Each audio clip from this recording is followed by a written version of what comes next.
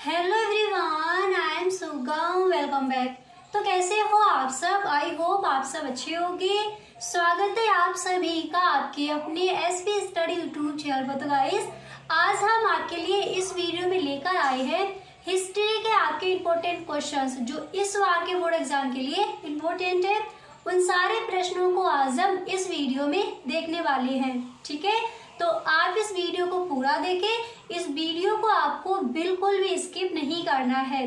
तो जैसा कि आपने कहा था कि आपको हिस्ट्री के जितने भी इम्पोर्टेंट क्वेश्चन हैं वो आपको चाहिए, तो ये वीडियो आपके लिए है। और इसी तरह से ऑल सब्जेक्ट के जो भी आपके इम्पोर्टेंट क्वेश्चन हैं, मॉडल पेपर है, उनके फुल सॉल्यूशन आपको मिलेंगे इसी चैनल पर। तो गाइस, अगर अभी तक आपने इस चैनल को सब्सक्राइब नहीं किया है तो आप इस चैनल को सब्सक्राइब कर लीजिए एंड बेल आइकन को भी प्रेस कर देना ताकि वीडियो की जो भी नोटिफिकेशन हो वो सबसे पहले आपके पास पहुंचे। ठीक है, तो आज यहाँ पर हम देखने वाले हैं इतिहास के महत्वपूर्ण प्रश्न। ठीक है, और गाइस, जैसा कि आपने कहा था कि आपको बिजनेस के जो भी आपके इम्पोर्टेंट क्वेश्चन है वो आपको चाहिए। ठीक है, तो वो हम देखेंगे नेक्स्ट वीडियो में। ऑल सब्जेक्ट के जो भी आपके इम्पोर्टेंट क्वेश्चन है, मॉडल पेपर के फुल सॉल्यूशन आपको इसी चैनल पर मिलेंगे। ओके, तो चलिए बिना टाइम वेस्ट के वीडियो को स्टार्ट करते हैं। और गाइस, अगर आपको ये वीडियो पसंद आई तो आप इस वीडियो को एक लाइक जरूर कर दे। ठीक है, और वीडियो अच्छा लगा करे तो अपने सभी दोस्तों में एक बार वीडियो को शेयर जरूर किया करें। ठीक है, आप जिस वीडियो की डिमांड करते हो वही आपको वीडियोस मिलते हैं, वही क्लासेस आपके लिए लेकर आते हैं। तो आपको भी वीडियो लाइक करना है एंड अपने सभी दोस्तों में इस वीडियो को आप शेयर जरूर करें। ओके, सो विदाउट सेइंग तो यहाँ पर देखिएगा जो भी आपके इम्पोर्टेंट क्वेश्चन हैं इतिहास में, तो वो आज यहाँ पर हम देखने वाले हैं। ठीक है, तो आप इस वीडियो को पूरा देखें। वीडियो को आपको बिल्कुल भी स्किप नहीं करना है।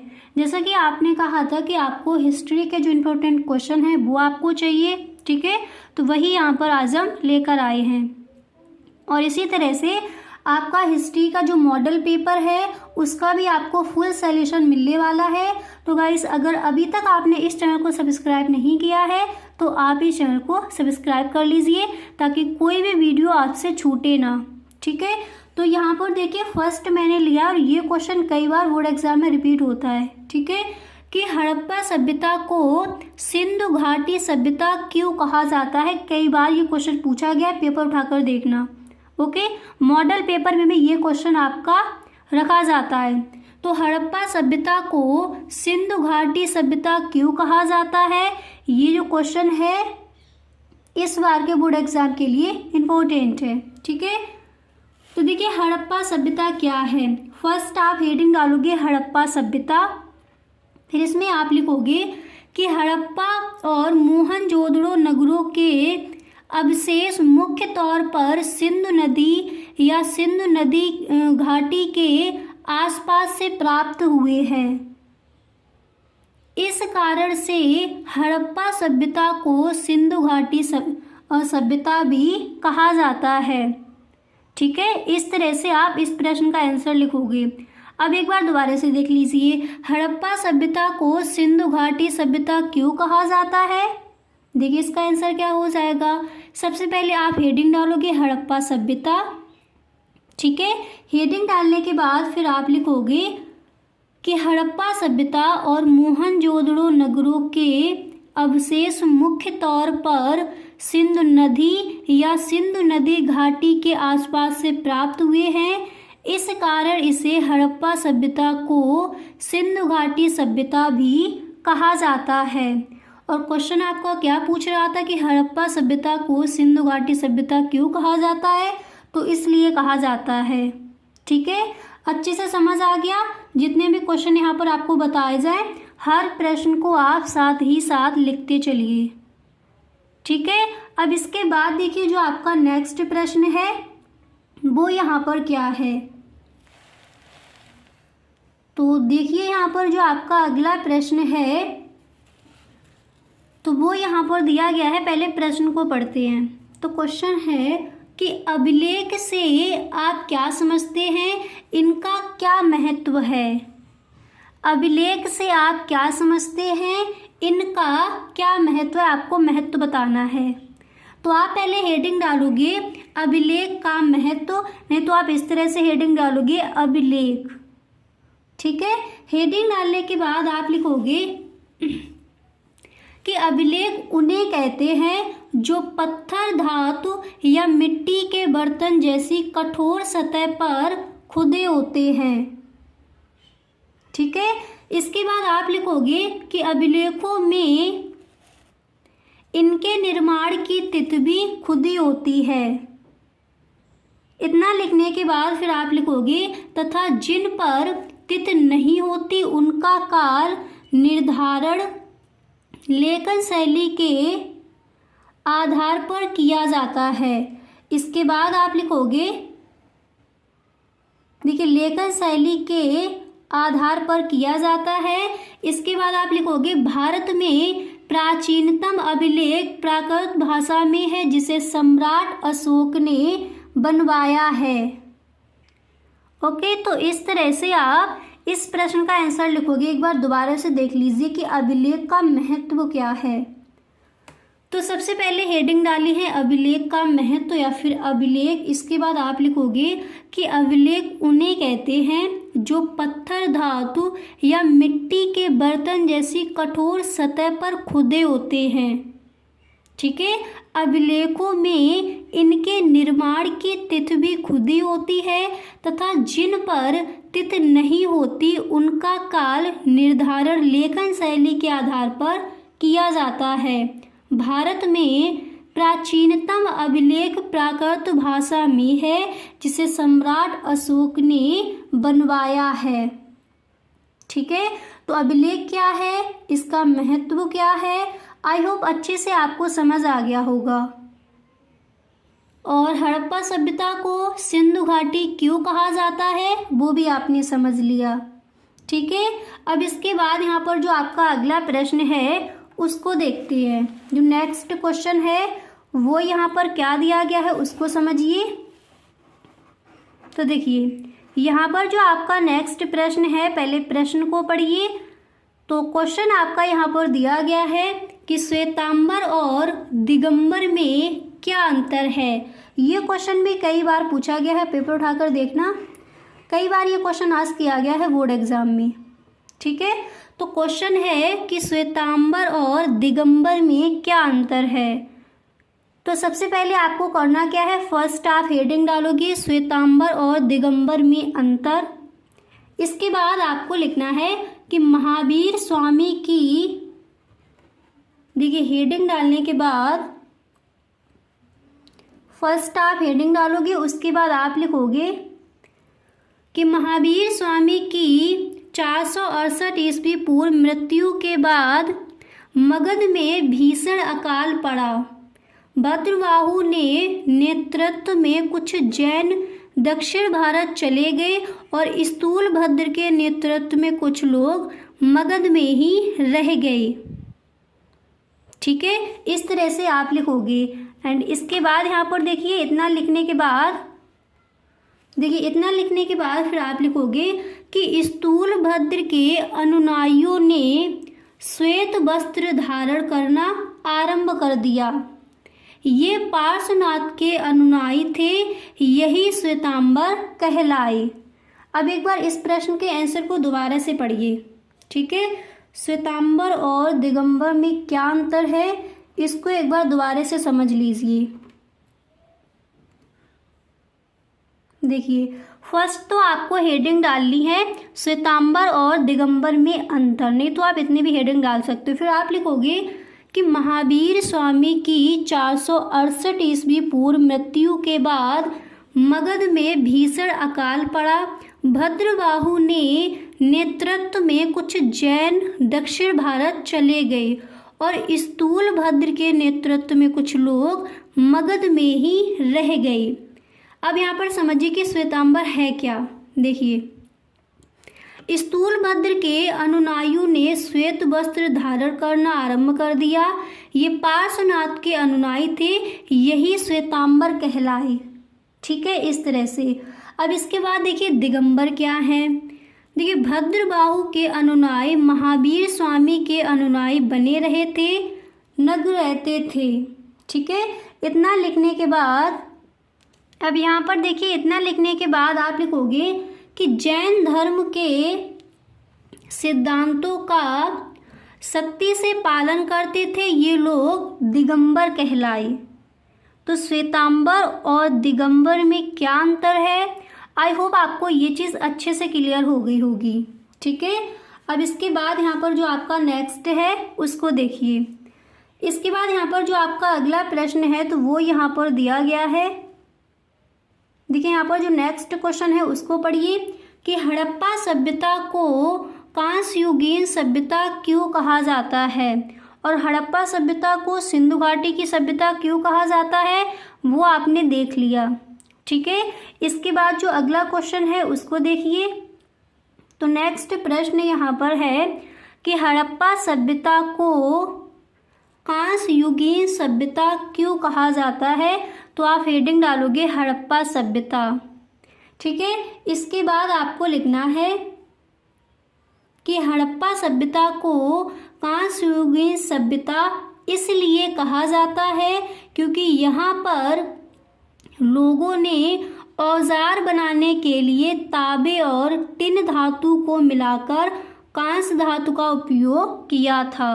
ठीक है, इसलिए हड़प्पा सभ्यता को कांस्ययुगीन सभ्यता कहा जाता है। अच्छे से क्लियर हो गया। अब एक बार इस प्रश्न के आंसर को दोबारा से देखिए कि हड़प्पा सभ्यता को कांस्ययुगीन सभ्यता क्यों कहा जाता है। तो हड़प्पा सभ्यता को कांस्ययुगीन सभ्यता इसलिए कहा जाता है क्योंकि यहाँ पर लोगों ने औजार बनाने के लिए तांबे और टिन धातु को मिलाकर कांस्य धातु का उपयोग किया था। अच्छे से समझ आ गया। तो यहाँ पर आप समझ चुके हो कि हड़प्पा सभ्यता को सिंधु सभ्यता क्यों कहा जाता है, सिंधु घाटी सभ्यता क्यों कहा जाता है, एंड अभिलेख से आप क्या समझते, इसका महत्व क्या है, इस तरह से क्वेश्चन आस्क किया जाएगा, वो भी आपने समझ लिया। श्वेतांबर और दिगंबर में क्या अंतर है वो भी आपने समझ लिया। एंड इसके बाद हड़प्पा सभ्यता को कांस्ययुगीन सभ्यता क्यों कहा जाता है वो भी आपने समझ लिया। आई होप वो आपको अच्छे से यहाँ पर याद भी हो गया होगा। ठीक है, अब इसके बाद यहाँ पर जो आपका नेक्स्ट क्वेश्चन है उसको देखिए। जो अगला प्रश्न है वो क्या है उसको पढ़िए। तो यहाँ पर आप देख सकते हो जो आपका नेक्स्ट प्रश्न है वो क्या है। तो अगला क्वेश्चन यहाँ पर दिया गया है कि कलिंग युद्ध का अशोक पर क्या प्रभाव पड़ा, ये आपको बताना है। ठीक है, और ये क्वेश्चन कई बार आपका बोर्ड एग्जाम में आस्क भी किया गया है। तो क्वेश्चन क्या है कि कलिंग युद्ध का अशोक पर क्या प्रभाव पड़ा। तो फर्स्ट तो आपको यहाँ पर हेडिंग डालनी है कलिंग युद्ध का अशोक पर प्रभाव। हेडिंग डालने के बाद आप लिखोगे कि अशोक अपने शासन के 8वें वर्ष में कलिंग यानी उड़ीसा पर आक्रमण किया। क्या लिखना है आपको, फर्स्ट हेडिंग डालोगे कलिंग युद्ध का अशोक पर प्रभाव। हेडिंग डालने के बाद आप लिखोगे कि अशोक अपने शासन के 8वें वर्ष में कलिंग उड़ीसा पर आक्रमण किया जिसमें 1 लाख व्यक्ति मारे गए। इसके बाद आप लिखोगे 1.5 लाख बंदी बनाए गए तथा कई गुना घायल हुए। ठीक है, कई गुना घायल हुए। इतना लिखने के बाद फिर देखिए आप लिखोगे कि जिससे अशोक का हृदय परिवर्तन हुआ जिसके फलस्वरूप निम्नलिखित प्रभाव पड़े। ओके, इस तरह से आप लिखोगे।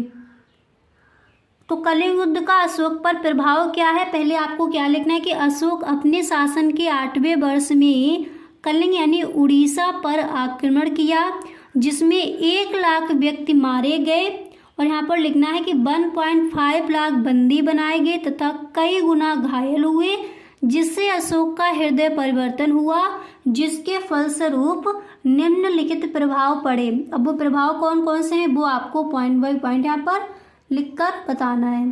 तो यहाँ पर देखिए जो इनके प्रभाव हैं वो कौन कौन से हैं।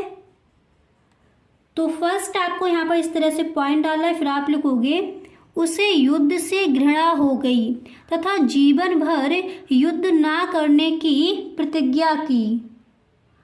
ठीक है। कलिंग युद्ध का अशोक पर क्या प्रभाव पड़ा? उसे युद्ध से घृणा हो गई तथा जीवन भर युद्ध ना करने की प्रतिज्ञा की। इसके बाद यहाँ पर नेक्स्ट देखिए, नेक्स्ट पॉइंट डालने के बाद आप लिखोगे कि भीषण रक्त संहार देखकर बौद्ध भिक्षु उपगुप्त के प्रभाव से बौद्ध धर्म स्वीकार कर लिया। फर्स्ट क्या था कि उसे युद्ध से घृणा हो गई तथा जीवन भर युद्ध ना करने की प्रतिज्ञा की। सेकंड क्या है? भीषण रक्त संहार देखकर बौद्ध भिक्षु उपगुप्त के प्रभाव से बौद्ध धर्म स्वीकार कर लिया। एंड इसके बाद आप नेक्स्ट लिखोगे। तो इतना आपको समझ आ गया first point and second point क्या है, कलिंग युद्ध का अशोक पर क्या प्रभाव पड़ा। अब इसके बाद जो आपका तीसरा पॉइंट है वो देखिए। गाइस, अगर आप अभी तक इस वीडियो में बने हुए हो तो आई होप आपको ये वीडियो पसंद आ रहा होगा।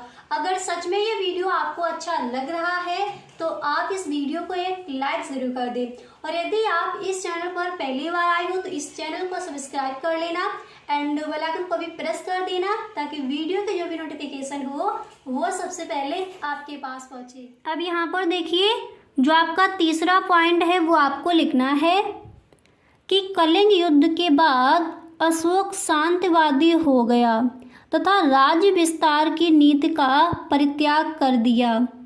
उससे दिग्विजय के स्थान पर धर्म विजय लक्ष्य बनाया। ठीक है, इस तरह से तीसरा पॉइंट क्या है आपने समझ लिया। इसके बाद आपको पॉइंट डालना है चौथा। इसके बाद आप लिखोगे कि इस युद्ध के बाद मदिरापान, मांस, बलि आदि बिल्कुल बंद कर दिया गया। इसके बाद आप लिखोगे कि संयम विचारों की पवित्रता, दान, सत्य, सेवा, श्रद्धा आदि पर बल दिया। तो तीसरा पॉइंट आपने समझा। फर्स्ट क्या था, देखिए जितने भी क्वेश्चन बताए जाए उनके आंसर यहीं पर आप समझते चलिए, ठीक है, ताकि अच्छे से आप बोर्ड एग्जाम में इनको लिख सको। तो फर्स्ट था कि उसे युद्ध से घृणा हो गई तथा जीवन भर युद्ध ना करने की प्रतिज्ञा की। कलिंग युद्ध का अशोक पर ये प्रभाव पड़े थे। भीषण रक्त संहार देखकर बौद्ध भिक्षु उपगुप्त के प्रभाव से बौद्ध धर्म स्वीकार कर लिया। एंड कलिंग युद्ध के बाद अशोक शांतिवादी हो गया तथा राज्य विस्तार की नीति का परित्याग कर दिया। उसने दिग्विजय के स्थान पर धर्म विजय लक्ष्य बनाया।